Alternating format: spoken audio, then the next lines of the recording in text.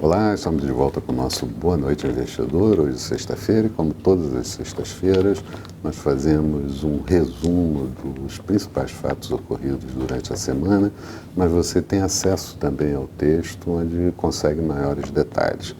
Eu gostaria de começar recapitulando um pouco o comportamento dos mercados pós-Brexit, a saída do Reino Unido da União Europeia.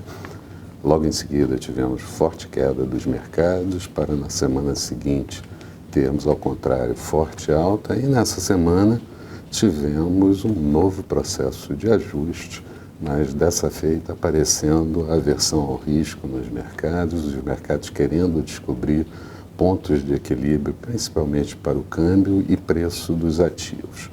Isso significa dizer que a volatilidade dos mercados foi muito intensa durante toda a semana. Na verdade, nós anotamos crescente preocupação dos bancos centrais com os efeitos derivados do Brexit na economia global.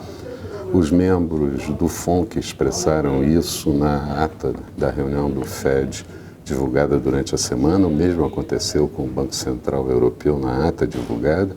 O Fed dizendo textualmente que espera avaliar os efeitos para tomar suas decisões sobre os juros, e o Banco Central Europeu dizendo que o Brexit traz incertezas para a região da zona do euro, via comércio e também sistema financeiro, e pode trazer algum contágio para a economia da região. Mas todos os bancos centrais, inclusive esses dois citados, repetiram o mantra de que estão prontos para agir com medidas caso necessário.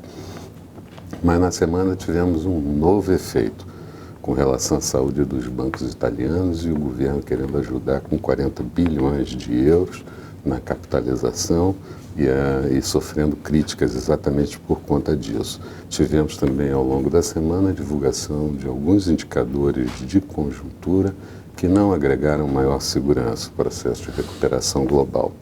Indicadores de atividade PMI que foram divulgados mostraram desaceleração da atividade, muito embora ainda acima dos 50 pontos, o que identifica expansão. Por exemplo, na Alemanha, o índice caiu para 53,7 pontos, no Reino Unido para 52,3 pontos e na zona do euro para 52,8 pontos.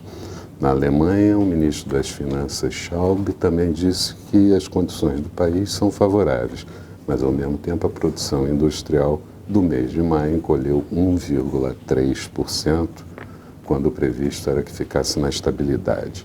No Reino Unido também tivemos queda da produção industrial de 0,5 ponto percentual, mas a expectativa era que encolhesse 1 ponto percentual. Por lá, o Banco Central inglês, o BOE, decidiu elevar a capacidade de empréstimo dos bancos em 150 bilhões de libras. Isso acabou não evitando a queda da moeda, que chegou a bater durante a semana abaixo de 1,30 em relação ao dólar, coisa que não acontecia há mais de 31 anos. Por lá ainda, 6 fundos imobiliários decidiram suspender as suas atividades na região por conta do Brexit. Nos Estados Unidos, tivemos indicadores melhores sendo anunciados. As encomendas à indústria caíram 1 ponto por cento, mas se tirarmos o efeito de transportes, uma alta de 0,1% no mês de maio. Também tivemos a aceleração dos indicadores de atividade PMI e também o ISM. E bom mesmo foi o payroll, divulgado no último dia da semana, com a criação de 287 mil vagas no setor público e privado, e com isso afastando um pouco o temor expresso na ata do Fed de que o mercado de trabalho estava arrefecendo. Falando um pouco do lado interno da economia local, a grande preocupação durante toda a semana dos agentes foi com relação à divulgação do déficit orçamentário do ano de 2017. Quanto mais perto do déficit de 2016 de 170,5 bilhões, pior seria a avaliação dos mercados. O governo, depois de demorar um pouco, mostrou um déficit de 139 bilhões, tirando o que nós chamamos do bode da sala, a situação apareceu um pouco melhor, apesar do déficit ser muito alto e isso retardar o ajuste fiscal e também não bloquear o crescimento da dívida pública. Esses números poderiam ser ainda pior e o presidente Temer acabou sofrendo a sua primeira derrota como presidente quando a Câmara rejeitou avaliar pedido de urgência para a negociação, de votação da negociação de estados.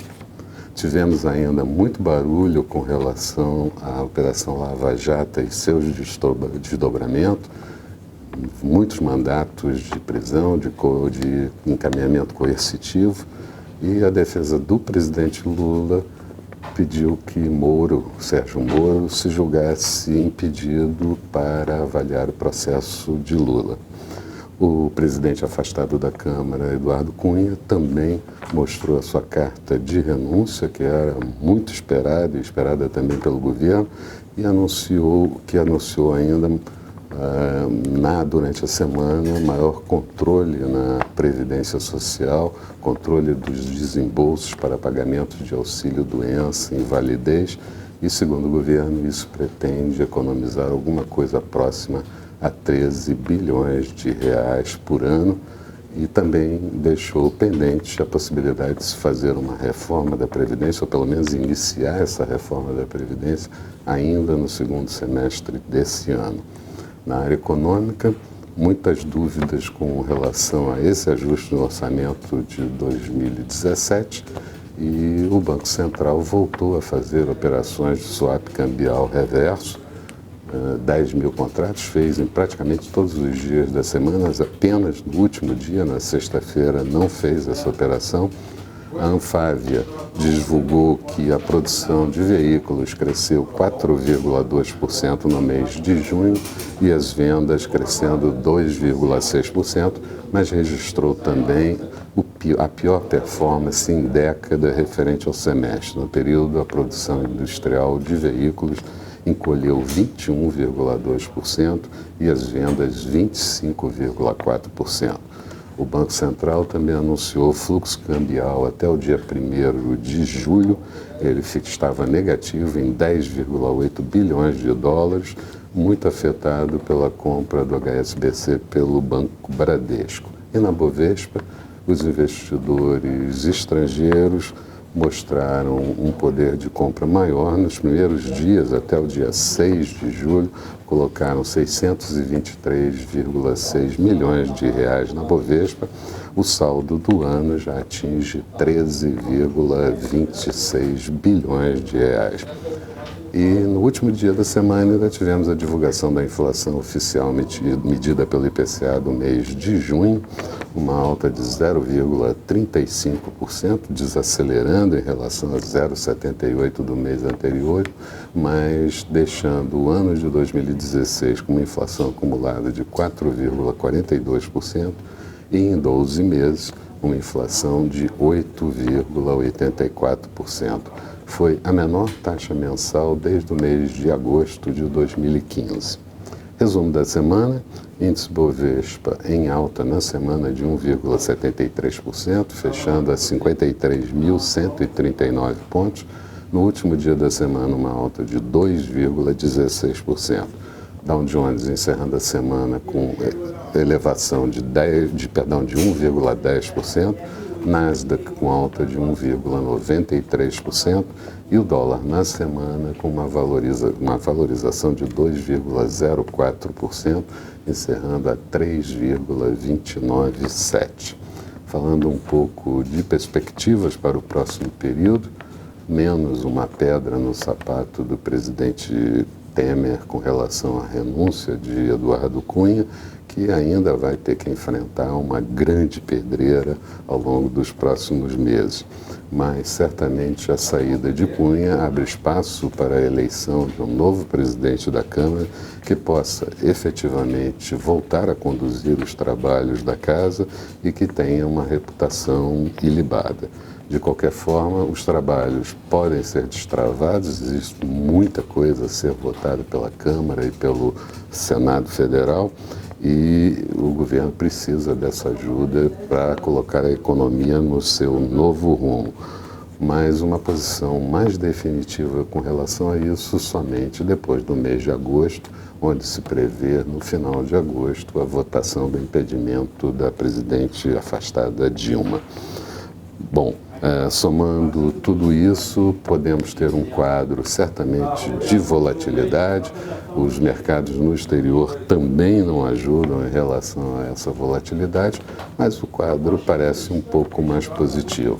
O que significa dizer que nós podemos ter muita volatilidade, muita mudança de tendência, mas uma tendência de médio e longo prazo, mais de recuperação dos próprios mercados.